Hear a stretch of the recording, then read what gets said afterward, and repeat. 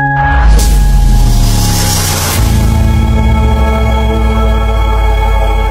with the fans.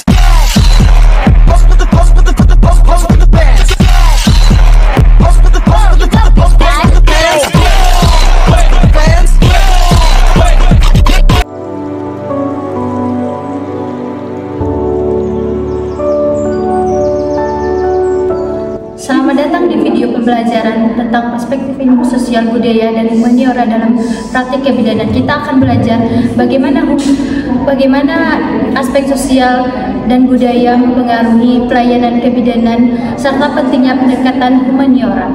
Setiap pelayanan adalah sebuah kisah lebih dari sekadar proses medis. Ia adalah perpaduan kompleks antara biologi, emosional, dan lingkungan. Dalam praktik kebidanan kita seringkali hanya melihat sisi klinisnya, namun pernahkah kita merenungkan bagaimana ilmu sosial budaya dan humaniora membentuk pengalaman kehamilan, persalinan, dan fase orang ini? Seperti yang kita ketahui, ilmu sosial adalah ilmu yang mempelajari tentang perilaku manusia dalam masyarakat, termasuk cara berinteraksi, tradisi, dan cara pengambilan keputusan.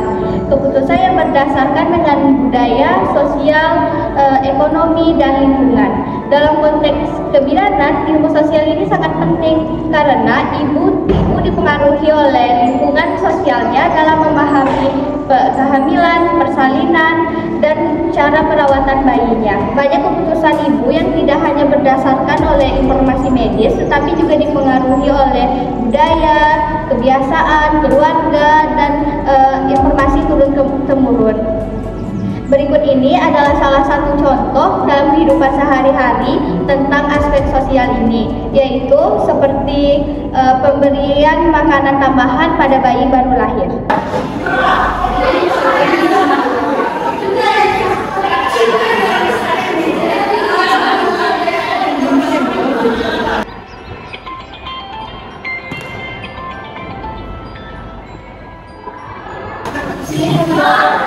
Ya, waalaikumsalam Bu Bir.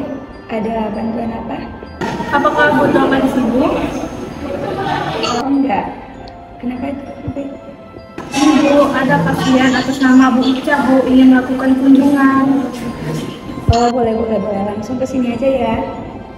Ya, dok. Terima dok. Mari Bu, ruangan produknya.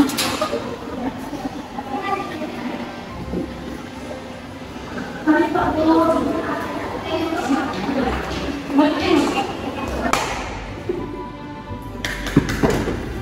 Masuk Bu. Mana Pak Bu? Iya, sudah. Mari. Tunggu duduk. Ada yang bisa saya bantu? Ada dok, jadi gini, saya sudah memberikan makanan padat kepada bayi saya, tetapi nenek saya bilang ASI itu tidak cukup dok. Ya, karena saya ingin cucu ini tumbuh sehat dan kuat. Tapi ibu dan nenek, ASI saja sudah cukup buat bayi yang baru lahir. Makanan padat tidak diperlukan. Saya setuju dengan Bu Dokter karena ASI memiliki semua nutrisi yang dibutuhkan oleh bayi Bu. Saya tidak tahu, saya hanya ingin terbaik untuk bayi saya. Terus apa yang harus saya lakukan dok? Sebaiknya ayah mendengarkan saran dari dokter dan bidan bahwa ASI saja sudah cukup untuk bayi bapak dan ibu. Tapi saya sudah melakukannya bertahun-tahun dan tidak ada masalah pada bayi saya. Nenek, mungkin cara itu berhasil pada zaman dulu. Sekarang kita memiliki pengetahuan yang lebih baik tentang kesehatan bayi, Bu. Situasi seperti yang kita lihat barusan menunjukkan bahwa ilmu sosial ini sangat penting dalam kebidanan. Ilmu sosial ini membantu bidan dan tenaga kesehatan memahami bahwa keputusan yang diambil orang tua itu sering dipengaruhi oleh kebiasaan, norma sosial, dan keterbatasan ilmu medis. Bukan untuk menyalahkan, melainkan untuk membangun komunikasi yang empatik, menyampaikan edukasi dengan bahasa yang mudah dipahami, dan melibatkan keluarga dalam pengambilan keputusan. Inilah penting ilmu sosial dalam kebidanan agar bidan tidak salah mengambil keputusan dalam menyampaikan edukasi kepada pasiennya. Terima kasih. Seperti yang kita ketahui, ilmu budaya adalah ilmu yang mempelajari tentang kebiasaan, nilai, tradisi pada masyarakat. Bidan sangat penting dalam mempelajari ini. Kenapa? Karena masih banyak ibu-ibu yang mempercayai tentang tradisi turun-menurun dari nenek moyang mereka. Salah satunya seperti pijat perut pasca melahirkan. Itu sangat berbahaya karena banyak risiko yang akan disebabkannya. Di Indonesia, banyak ibu yang masih melakukan tradisi dengan pijat perut tersebut.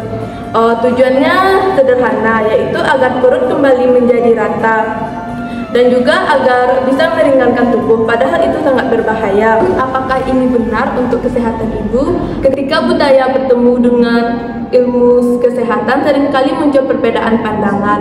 Mari kita saksikan drama pendek tentang yang biasanya terjadi di masyarakat.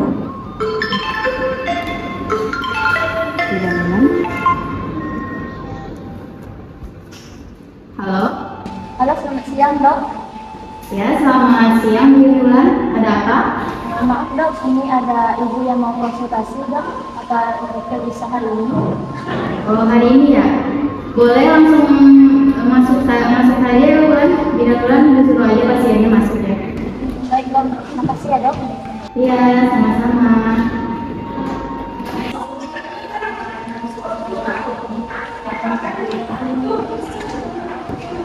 Masuk. Assalamualaikum. Waalaikumsalam. Selamat siang. Silakan duduk.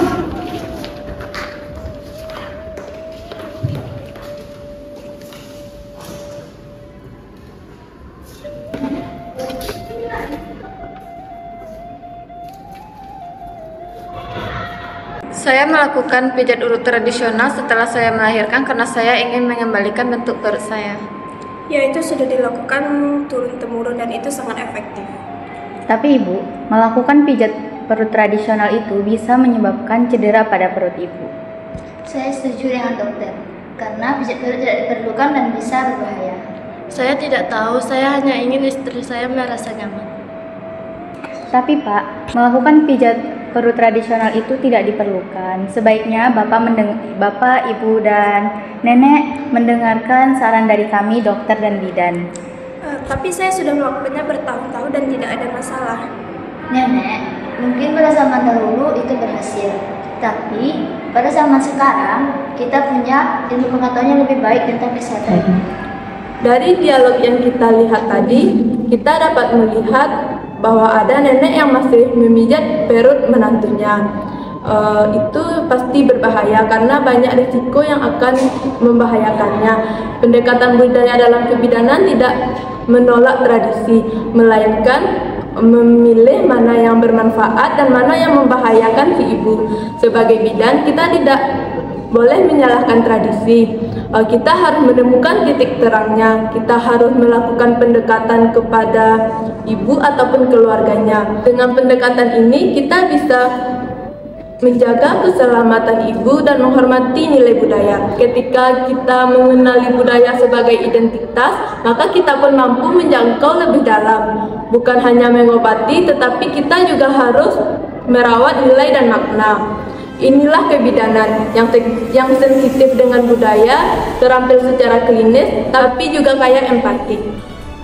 Nah, yang terakhir itu ada yang namanya humaniora. Apa sih itu humaniora? Humaniora mencakup filsafat, etika, seni, dan juga sastra yang mengajarkan kita tentang empati, etika, dan juga makna menjadi manusia.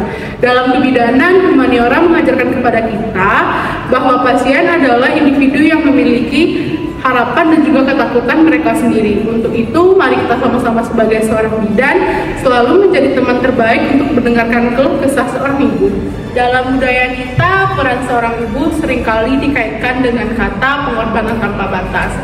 Setelah melahirkan bukannya mendapatkan waktu istirahat yang cukup, namun justru banyak ibu setelah melahirkan disuruh kembali untuk melaksanakan aktivitas rumah tangga seperti biasanya, bahkan sampai disuruh untuk bekerja. Untuk itu, apa sih dampaknya bagi kesehatan mental ibu dan kesehatan jiwa ibu? Mari kita saksikan bersama video singkat tentang permasalahan yang sering banyak terjadi di rumah tangga. Jalan.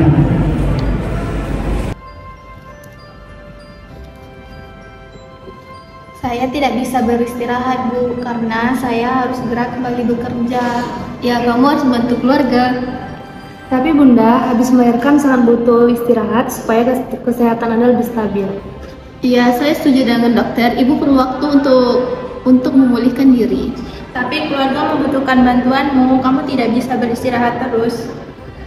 Ibu, saya sangat mengerti keluarga sangat butuh bantuan. Tetapi kondisi ibu jauh lebih penting daripada pekerjaan rumah tangga. Ya, ibu perlu waktu beristirahat agar mendapatkan ASI yang bagus, Bun. Saya tidak tahu, saya hanya ingin keluarga saya bahagia. Pak, ibu sangat butuh support dari Bapak. Istirahat bukan berarti malas, sebaiknya Anda mendukung dan memulihkan kesehatan ibu, untuk memulihkan kesehatan ibu. Nah, jadi yang dibutuhkan sebenarnya oleh setelah ibu melahirkan bukan hanya pengobatan, tetapi juga pengertian dan dukungan dari pihak keluarga. Untuk itu, mari kita bersama-sama dengarkan keluh kesah ibu dan juga beri perhatian yang cukup kepada ibu agar mental dan kesehatan tubuhnya cepat sehat.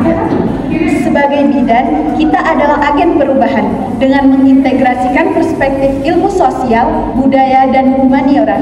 Kita tidak hanya menjadi profesional yang kompeten, tetapi juga menjadi pribadi yang utuh, yang mampu memberikan pelayanan yang benar-benar holistik dan berpusat pada individu. Mari kita terus belajar, beradaptasi, dan merangkul kekayaan ilmu pengetahuan ini demi praktik kebidanan yang lebih baik, lebih manusiawi, dan berdampak nyata bagi setiap ibu dan keluarga.